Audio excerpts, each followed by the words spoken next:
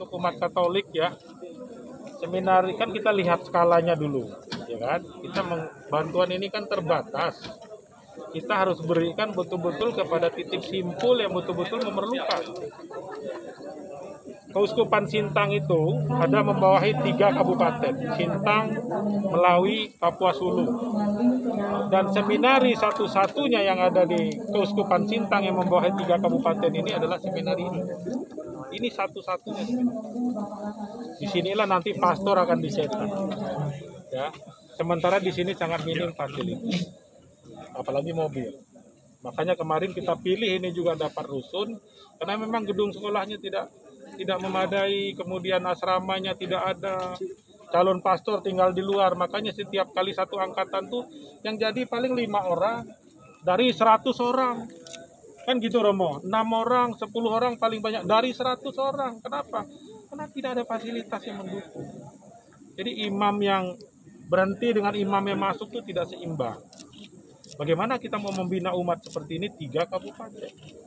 Oleh karenanya, disinilah kita pilih rusun, kita bantu lagi sekarang fasilitas kendaraannya. Itu mobil, bis, seatnya cuman 19, dari siswanya ada berapa? Tadi saya tanya siswanya ada 80 lebih. 88 ya? Ada 88 calon pastor yang dididik di sini. Jadi ini juga sebetulnya kalau kita bicara cukup apa tidak, belum cukup sebetulnya. Kalau untuk membawa 88 orang, sementara yang bisa naik baru hanya 19 orang. Tapi paling tidak negara hadir gitu, sudah ada perhatian. Ya tidak harus cukup karena tempat lain juga. Begitu ya. Berapa jumlah bis yang diberikan kali ini, Pak? Total ada 11 ya, ada 11 ya. Kemarin ada 1 di Universitas Nahdlatul Ulama, kemudian ada 4 yang diserahkan oleh Pak Sarip di beberapa pesantren, semua di dapilnya Pak Sarip sana ya. Dan saya roadshow di semua kabupaten ada dapat 1, terutama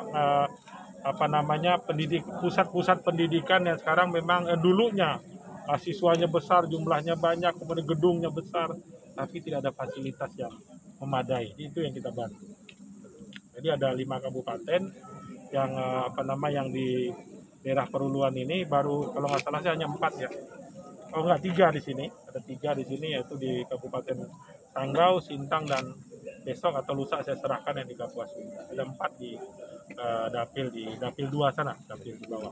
Tapi kita lebih memilih kepada sebetulnya mana pusat-pusat pendidikan yang perlu perhatian. Contoh tadi saya sampaikan seperti di Nyarongkok, di Singkawang, padahal kan bukan dapil saya gitu. Tapi karena memang di sana sangat perlu. Yang sekolah di sana siapa aja?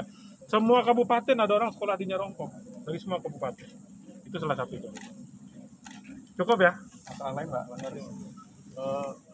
kan ada hal yang memberatkan ini dalam mitra kerjanya kan Kementerian Perhubungan tentang pemberlakuan swab untuk penumpang pesawat. Sementara di darat kalau di Jawa itu coba menggunakan Dinas ya, Mbak? Dinas, ya. Bagaimana regulasi ke depan?